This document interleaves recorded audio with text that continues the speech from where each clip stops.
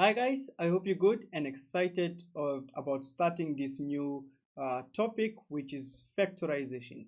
And what you'll be doing today is factorizing using the common factor method. Okay, so we'll be taking out the common factor in different problems that we'll be encountering later on. However, I want to now take you into the first part of our lesson, which is the introduction. So the first part of our lesson now looks into making sure that you understand what are you actually doing whenever we say factorize. So factorization is the opposite process of expanding brackets. So if you can look back into the lessons that we've had in our first module on algebra, and that's when we're simplifying, that is we were doing actually the exact opposite of factorization. So what we did today, we were simplifying. However, on this one we are now bringing back brackets. Okay, so let's see how it's actually done. So for example, expanding a bracket will require 2 multiplied by x plus 1 to be written as 2x plus 2. So this means that you've multiplied 2, means you've multiplied 2 and x, and also multiplied 2 and 1. That is why you have 2x plus 2. And factorization would be to start with 2x plus 2 and end up with 2 and a bracket of x plus 1. So as you see from the diagram that I have underneath there, so it means factorizing, or the process of factorization, it means we are moving from the part where you don't have brackets to the part where now you need to have brackets. While expanding is actually the opposite, where you have to distribute every value that you get and ensure that you have values without brackets. Okay, so that is how this whole concept of factorization work. So it means they have a very close relationship, these two things. Okay, so now let's see what now the common factor factorization is. So factorizing based on common factors relies on there being common factors to all terms. So as the word says, common, so it means we need to have something common both sides. Okay, and for example, if you have 2x minus 6x squared, this is how I would expect us to write it. So if I have 2x minus 6x squared, I would expect it to be written in the form of 2x minus, okay, let me just write that properly. So it should be in the form of 2x, you open the bracket and have 1, minus 3x. So yes, it sounds a bit confusing. How do you actually get to those values and all that, right? That's a beautiful question. So I'm going to guide you and I'll show you something special now. So guys, if you multiply back, so let's just think the question was not there and we are trying to multiply back these values. If I multiply 2x and 1, what do I get? I'm going to be left with 2x. If I multiply 2x and negative 3, I'll be left with minus, I'll be left with minus 6x squared. So the good question now is, how did I manage to predict that I will get the question as it was given? So I'll write it for you on the side. How do you get common factors? Okay, so the first rule is you need to find the HCF. Finding the HCF, it means you're finding the highest common factor. So the highest value that can be in both sides. What is that value? So once you find that value, you write it outside. So I found the highest common factor there to be 2x. Why did I do that? I did that because, let me just clean up here so that you can also follow the rules, okay?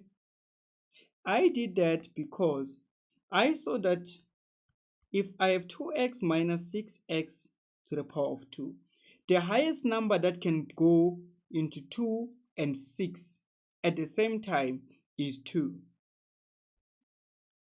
And the highest value that can go both x and x squared, from this side I can only take out a maximum of only one x because it's x to the power of 1 if it's like that, whilst on the other side I have two x's. So x to the power of 2 is not common, but x to the power of 1, at least from this side I can have one x, and also from that side I can take out at least one x. That's why I wrote 2x outside. Now the second part, as the second rule, you write the bracket. So that's when you bring in your brackets, okay? So if you bring in your bracket, so you open your first bracket, you take this value that you took out as the common factor, you divide it back. So if I divide 2x and 2x, I'm left with 1. And again, if I could divide 2x, if I divide this by 2x, I'm going to be left with 3x to the power of 1. So that is why I said I've given you the answer in this form, 1 minus 3x. And always, number 3, try to expand. So the reason why I suggest that you try to expand back is that you will be able to see if you will get this question that you've started with. So if your expansion is correct, it means your factorization is correct. Do you get it? So once you manage to expand it back to where you started, then your factorization is correct. So please note, the question says factorize, it didn't say expand. It's something that you're just going to write on the side just to check if you have the correct answers, okay? So let's be more practical and give you questions that you may get on any exam or any test using the common factor method. So our first example says factorize. And as you can see there, you just have two terms and you need to find the highest common factor first. So if I'm looking for the highest common factor of 4 and 2, the highest number that can divide 4 and 2 at the same time is 2 itself. So I'm going to write 2 outside, okay? And I still look for other common factors. Do I have f both sides? No. If I do not have f both sides, it means it's not a common factor at all. It's not a common value that appears, okay? But I see that I have that letter s and s also that side, so I need to write it down. So I have 2s there, and I open the bracket if I'm done checking for all my common factors. Now if I divide 2 and 4, what is left? You are left with 2. If I divide s and s, it goes away, so it's just that's a 1. But then I have f left. Remember, it was not a common factor, so it has to come back to wherever it started. Plus, if you remove 2s completely, remember this is 2s outside. So what is left? If you divide 2s and 2s, you are left with 1. So that is how you factorize using the common factor method. And as I've said, on the side, just to check, okay, just to check if your answer is fine, you need to write it down to s. So you write your factorized value to f plus 1. You multiply the first term, the term outside with the first term, you're going to get 2, you're going to get 4fs. And you multiply again with the second value, you're going to get plus 2s. And as you can see, this is what we started with there. So it means your factorization is super correct. Okay, so guys, that is how you do it. It's quite simple. Take your time, try to practice. So I'll be giving you another example now, and I want to see if you're gonna get it right. So just pause the video after I've given you the question and come back for corrections. So Worked example number 2. It says factorize 12kj plus 18kq. So we need to try to factorize those two values. And guys, I will emphasize this. When you're factorizing using common factors, the HCF is a golden rule. Your highest common factor. Okay.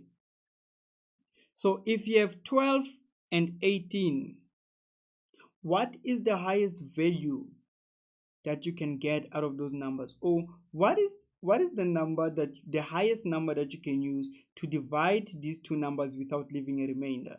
And that number, guys, is 6. So if you divide 6 by 12, you get a 2, and if you divide 6 by 18, you get a 3. So that is the highest common factor between the two. However, let's now look whether I have another value that is common both sides. So do I have k both sides? Yes, I have k this side, I have k that side. So I take it out as also a common factor. Do I have j both sides? No, I don't have j, I don't have q. So j and q, they are not our common factors. Now, if you take out 6 from 12, what are you left with? So if you divide 6 and 12, you're going to be left with 2. And it's not just 2 that is left, because j was left without a partner. So j has to come back to exactly that position. And then this is going to be plus, what is 18 divided by 6? 18 divided by 6 is going to be 3. And k is out, you are left with q, because q didn't have a partner. So guys, this is how you simply get your 3 marks or your 2 marks, depending on your paper, of how to find factors using the common factor method. Okay, so this is also one of the easy ways to do it. And remember, I said try to check if you are going to get back the question. The instructions are very clear. They say factorize. That is why I said you write it on a separate piece of paper to check if you have the right answer. This is what the examiners want. That's it. The part of checking is just you trying to ensure that you have the right answers. Okay, it's not, you're not supposed to write it on your exam paper. Please, I will emphasize that to you. Okay, don't write it on your exam sheet. Just write it somewhere else, just to check if you managed to factorize correctly, and you will get your free 2 marks or 3 marks that will be given there. And now lastly, I have one more example. You can try to pause the video for this one. It looks huge, but it's quite simple. Now, this is how you do it, guys. As you can see, it seems like a problem now because you have many things. But if you can open your eyes properly and try to focus more on this, you will see that you have 2 minus a as a bracket, and you also have 2 minus a as a bracket. That simply means you have for yourself the HCF, the highest common factor. And what does the rule say? It says take out the highest common factor. So if I take out the highest common factor, it means I'm taking out the whole bracket of 2 minus a. And I should open another bracket for whatever that is left. So I will have left 5, since this one is gone. And what else is left? You are left with minus b if this whole thing is gone out there. So you are going to write this as minus b. And you are done there, guys. We usually give around 3 to 4 marks on these problems because now this one was a bit different, right? And what you needed to do is to observe. So you had to study what you're given, and you saw that the whole bracket is actually a common factor both sides. So you simply take out the whole bracket and open another bracket for whatever is left. Okay, so that is how, guys, you factorize using the highest common factors. And please, guys, go back to these questions, keep on practicing, open your books, keep on googling for different factorization questions, and trust me, you will get amazing questions. And go back to this video if you're going to be struggling with a few things. Okay, so guys, thank you so much for joining me on today's lesson, and I enjoyed having you, and I will see you on the next one.